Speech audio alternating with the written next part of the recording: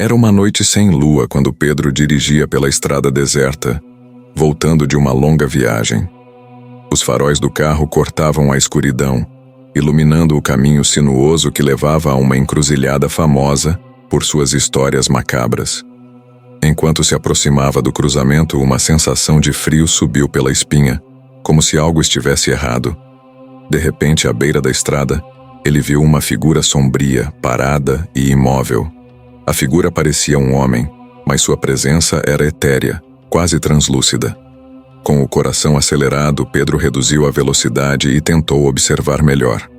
Quando os faróis iluminaram a figura por completo, ele viu um homem com roupas antigas, encharcadas e rasgadas. O homem ergueu a cabeça, revelando olhos vazios e um rosto pálido como a morte. Sem querer acreditar no que via, ele acelerou o carro, mas sentiu um arrepio quando ouviu um som de batida na janela do passageiro.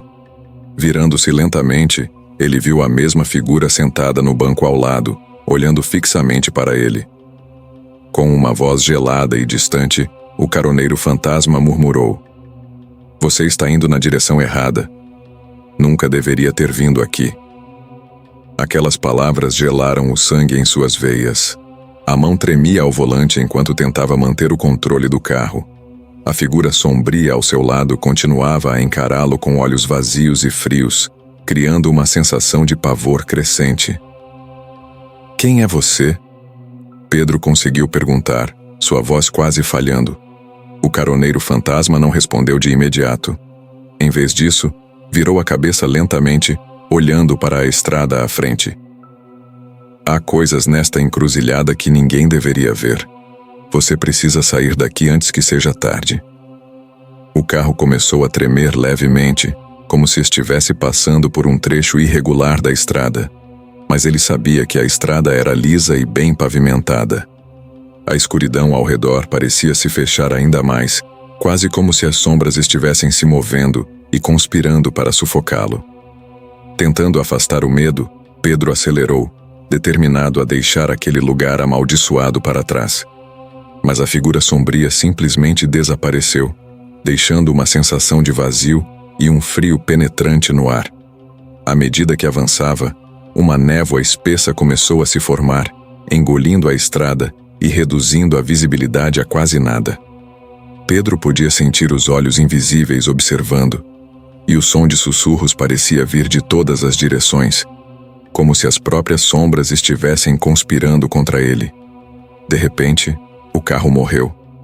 O motor parou de funcionar sem qualquer aviso, deixando-o preso no meio da névoa, com a escuridão circundante fechando-se cada vez mais. Tentou ligar o carro várias vezes, mas o motor apenas gemia e morria, sem dar qualquer sinal de vida. Foi então que ouviu passos na estrada.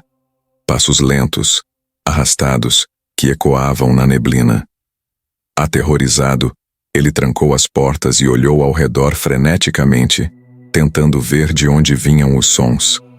Logo, as figuras começaram a aparecer. Silhuetas nebulosas que se moviam lentamente na névoa, avançando em direção ao carro. O medo se transformou em pânico quando percebeu que essas figuras não eram apenas fantasmas, mas almas torturadas, presos em um ciclo eterno de sofrimento. Eles rodeavam o carro, suas formas indistintas pressionando-se contra as janelas, deixando marcas de mãos sujas e espectrais. Uma figura se destacou entre as outras.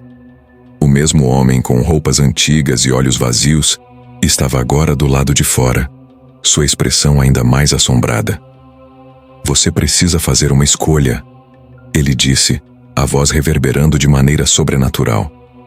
"Ou enfrenta o que está diante, ou se junta a nós para sempre." Desesperado, Pedro tentou ligar o carro mais uma vez e, para sua surpresa, o motor rugiu de volta à vida. Sem hesitar, ele acelerou, atropelando as figuras espectrais que desapareceram em uma névoa de sombras ao impacto. O carro voou pela estrada, a névoa se dissipando gradualmente enquanto ele se afastava daquela encruzilhada maldita. A sensação de ser observado, no entanto, não desapareceu. Ele sabia que algo o seguia, uma presença invisível que não o deixaria escapar facilmente. Ao chegar em casa, entrou rapidamente e trancou todas as portas e janelas, tentando criar uma barreira entre ele e o que quer que estivesse lá fora. Mas a sensação de frio e a presença fantasmagórica o seguiam, assombrando cada canto da sua mente. Naquela noite, os sonhos foram preenchidos com visões da encruzilhada, das figuras espectrais e do caroneiro fantasma. Acordava frequentemente, suando frio, com a sensação de que os sussurros ainda o cercavam, mesmo no conforto de sua casa. Os dias seguintes foram um borrão de paranoia e medo crescente. Ele evitava sair de casa, temendo encontrar novamente as almas perdidas. Mas, por mais que tentasse esquecer, a sensação de ser observado nunca o abandonou. Foi então que, uma semana depois, encontrou um pequeno objeto deixado em sua varanda. Um antigo relógio de bolso, enferrujado e parado, com um pedaço de papel preso nele. As palavras no papel eram claras e aterrorizantes. A escuridão sempre encontra o seu caminho de volta. E assim, Pedro sabia que a batalha estava longe de acabar. A encruzilhada, os fantasmas e o caroneiro sombrio seriam uma parte de sua vida para sempre. Um lembrete constante de que alguns lugares são verdadeiramente amaldiçoados e que fugir do destino pode ser apenas uma ilusão.